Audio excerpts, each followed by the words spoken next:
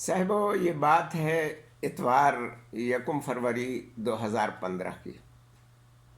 शब 9 या 10 बजे का वक्त होगा। हमारे दफ्तर के नौउम्र साथी असद अब्बास नकवी के वलीमे की तकरीब थी। हर तरफ कहकहों चहचहों की फ़ज़ा बनी हुई थी। इतने में मोबाइल फ़ोन पर पैगाम मौसूल होने की आवाज़ आई। पैगाम पढ़ना था कि तबीयत निढाल हो गई। दोस्तों से माजरत करके फ़ौरन रुख्सत तलब की। सब के सब हक्का बक्का रह गए। मुख्तसर पैगाम बिरादर इरशाद अहमद कलीमी की तरफ से था कि मुमताज़ मज़ाहगो शायर बेदिल जौनपुरी यानी शाह मोहम्मद यूसुफ फ़ारूक़ी 27 जनवरी 2015 को इस्लामाबाद में इंतकाल कर गए। बेदिल साहब से हमारी बड़ी क़ुरबत थी, किसी हद तक क़राबत भी, मगर हमें उनकी कुछ खबर ही न थी।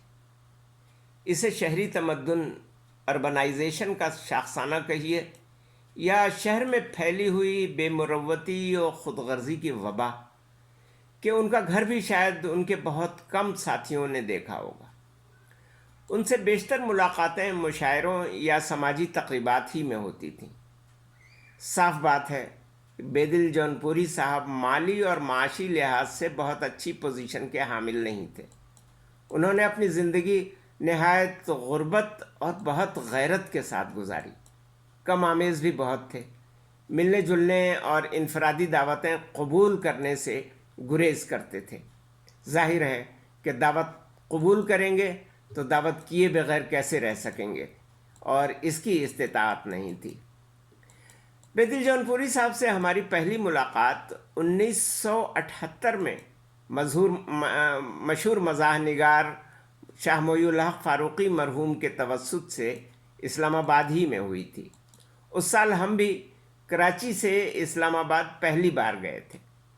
पहली ही मुलाकात में वो बहुत दिलचस्प, फ़िक्रेबाज़ और मजलिसी आदमी लगे। उस वक्त आतश जवान था। आतश से मुराद ये आजिज़ नहीं, बेदिल साहब है। ये आजिज़ तो उस वक्त नौजवान था। उनकी अभी शादी नहीं हुई थी। तकरीबन जेबी साइज़ का उनका पहला मजमूआ कलाम खुराफात बेदिल के नाम से शाया हो चुका था, जिसका दिबाचा शाह मोईउल हक़ फ़ारूक़ी मरहूम ने इब्ने मुनीर के नाम से और पेशलफ्ज़ मारूफ शायर खुर्शीद अहमद ज़िया ने लिखा था। ये मजमूआ उन्होंने बड़ी मोहब्बत से अपने दस्तखतों के साथ 1978 में हमें दिया था। इस जेबी साइज़ के मजमूए ही ने उनकी धूम मचा दी थी। बाद में जब हम दफ्तरी तबादले के नतीजे में इस्लामाबाद मुंतकिल हो गए और ज़मीर जाफ़री साहब मरहूम के मोहल्ले से करीबी मोहल्ले में रहने लगे, तो हमने देखा कि ज़मीर जाफ़री साहब, अनवर मसूद साहब, सरफराज शाहिद साहब और दीगर शोरा बेदिल साहब की बड़ी कदर करते हैं। जब बेदिल साहब को मालूम हुआ कि उनका नायाब मजमूए कलाम हमारे पास महफूज है, तो ये कहकर हमसे मांग कर ले गए कि असर नौ मुरतब करना है, इसकी कोई कापी मेरे पास नहीं है। मेरे पास तो क्या, मेरे दोस्तों के पास भी नहीं है। तो वो कापी वो ले गए। अफसोस ये कि उनकी ये पहली और आखिरी निशानी भी हमारे पास नहीं रही। नया मजमूए कलाम ख़बर नहीं कि आया या नहीं आया। बहरहाल, तो बेदिल साहब के शेर पढ़ने का अंदाज़ बकौल शख्स घास काटने के अंदाज से मुमासिल था। बैनुल अक़वामी इस्लामी यूनिवर्सिटी इस्लामाबाद के एक मुशायरे में जब बेदिल साहब अपना कलाम सुना रहे थे, तो अहमद फराज मरहूम ने हमें और सरफराज शाहिद को मुखातिब करके कहा कि यार, ये शायर सिर्फ़ अपने पढ़ने के अंदाज़ की वजह से मारा जाता है, वरना ये मज़ाह का बहुत बड़ा शायर है। मज़ाह को शोरा बिलुमूम अपने पढ़ने के अंदाज ही की वजह से मुशायरा पीटते हैं। वही अशार आप शाया कर दें तो बेलुत्फ़ महसूस होंगे। जाहिर है कि इस कुलिये से तमाम बड़े मज़ाह गो शोरा मुस्तस्ना हैं। बाज़ शोरा तो फ़िल्मी धुनों पर बनाई गई यानी फ़िल्मी धुनों पर बनाए गए गानों की पैरोडी सुनाकर मुशायरा पीट लेते हैं, मगर तहरीरी सूरत में ऐसी मज़ाहिया शायरी बिल्कुल बेजान होती है। पर अपने बेदिल जौनपुरी साहब अपने मज़ाह की जान ख़ुद अपने दस्ते मुबारक, बल्कि अपने लहजे मुबारक से निकाल लिया करते थे। जाहिर है कि शायरी उनकी बड़ी जानदार थी। ज़रा इत्तलान अर्ज़ है कि मुहावरे का इस्तेमाल اور دوسرے شعر میں اس جہاں اور اس جہاں کا موازنہ ملاحظہ فرمائیے، نیز بتوں کی رعایت سے آ جہانی کا استعمال دیکھیے۔ کہتے ہیں کہ دوستو دنیا ہے فانی، اطلاعاً عرض ہے، 4 دن ہے نوجوانی، اطلاعاً عرض ہے، اس جہاں میں جن بتوں کو ہم نے اپنا دل دیا، ہو گئے سب آ جہانی، اطلاعاً عرض ہے۔ پھر موت کی خبر یعنی ڈیتھ نیوز دینے کا ایک منفرد انداز ملاحظہ فرمائیے۔ کہتے ہیں دوسری لڑکی مجھے دے، پہلے والی چل بسی، اے میرے بچوں کی نانی، اطلاعاً عرض ہے۔ مبتذل سے مبتذل خیالات کو سلیقے سے کہنا ان پر ختم تھا۔ 2 اشعار ملاحظہ فرمائیے، مگر ان دونوں سے قبل ایک اور شعر، اقبال کی غزل ستاروں سے آگے جہاں اور بھی ہیں کہ پیروڈی متعدد شعراء نے کی، بیدل صاحب نے بھی کی۔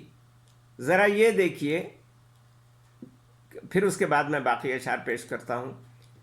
کہتے ہیں اگر چل بسی ایک بیوی تو کیا غم، اگر چل بسی ایک بیوی تو کیا غم، ابھی میری 2 بیویاں اور بھی ہیں، ضروری نہیں لب ہلیں تو صدا ہو، مقامات آہو فغاں اور بھی ہیں۔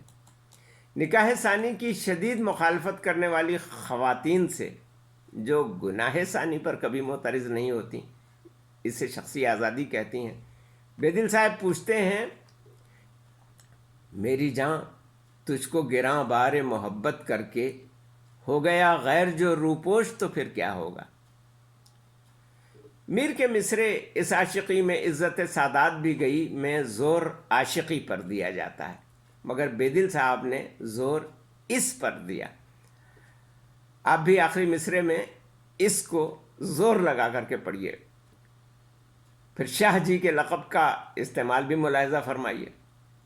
کہتے ہیں پنڈی میں رہی مجھ سے ملاقات بھی نہ کی، اور غیروں کے ساتھ جہلم و گجرات بھی گئی، بھنگن سے دل لگا کے ہوئے خار شاہ جی، اس عاشقی میں عزت سادات بھی گئی۔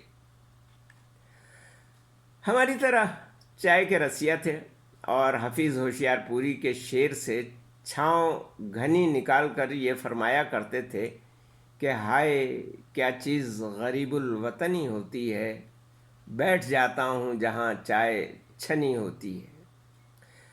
فارسی کے مصرے مشہور مصرع ہے کہ شب جائے کہ من بودم کا ترجمہ اور اس ترجمے کا استعمال ان اشعار میں ملاحظہ فرمائیے کہ کہتے ہیں بہت زوروں پہ وی سی آر تھا کل شب جہاں میں تھا، ہر ایک ناظر بڑا بیدار تھا کل شب جہاں میں تھا، سیاہ زلف پریشاں کے عوض شانے پہ چوٹی تھی، ستارہ تھا مگر دمدار تھا کل شب جہاں میں تھا، اندھیرا ہی اندھیرا چھا گیا ہے لوڈ شیڈنگ سے، نہ جانے کس طرف کو یار تھا کل شب جہاں میں تھا، اڑنچھو تھا سگے معشوق بے دل اپنی ڈیوٹی سے، نہ پہرا تھا نہ پہرے دار تھا کل شب جہاں میں تھا۔